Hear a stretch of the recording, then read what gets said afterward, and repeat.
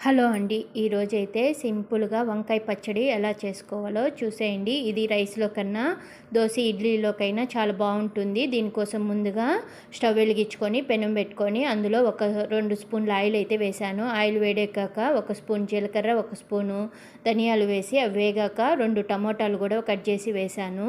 అందులోనే 10 దాకా పచ్చిమిర్చి కూడా వేసి బాగా కలిపి కొంచెం చింతపండు కూడా వేసి మొత్తం ఒకసారి అయితే కలిపి మూత పెట్టి సిమ్లోనే ఒక 5 నిమిషాలు టమోటాలంతా మగ్గే వరకు ఫ్రై చేసుకుంటే సరిపోతుంది. ఇప్పుడు వాటిని అయితే ఒక మిక్సీ జార్లోకి అయితే తీసుకున్నాను. ఇవి చల్లారే లోపల వంకాయలు కూడా ఫ్రై చేసుకున్నాము.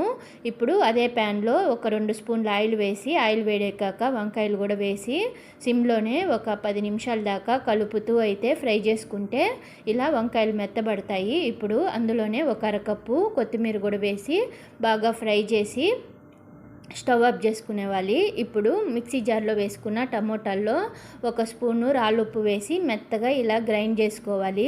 ఇలా గ్రైండ్ చేసుకున్న దాంట్లోనే వంకాయలు కూడా వేసి బరగ్గా అయితే వంకాయలు అయితే మిక్సీకి వేసుకోవాలి.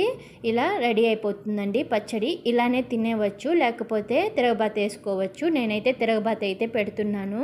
మా పిల్లలకి తిరగబాత వేస్తే బాగా ఇష్టము, అందుకని నేనైతే తిరగబాత అయితే పెడుతున్నాను. తిరగబాతకి స్టవ్ పైన పెనం పెట్టుకొని 1 స్పూన్ దాకా ఆయిల్ వేసి అందులోనే ఆవాలు, ఎండుమిర్చి, ఉద్దిపప్పు, పచ్చెనగపప్పు వేసి బాగా ఫ్రై చేసుకున్నాను. అది వేగాక అందులోనే 2 తెల్లగడ్డపాయలు కూడా దంచి అయితే వేశాను.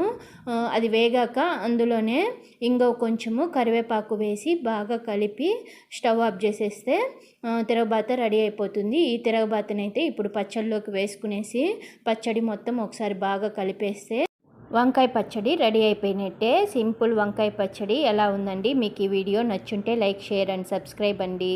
సరిత బ్లాగ్స్. ఓకే అండి, బాయ్.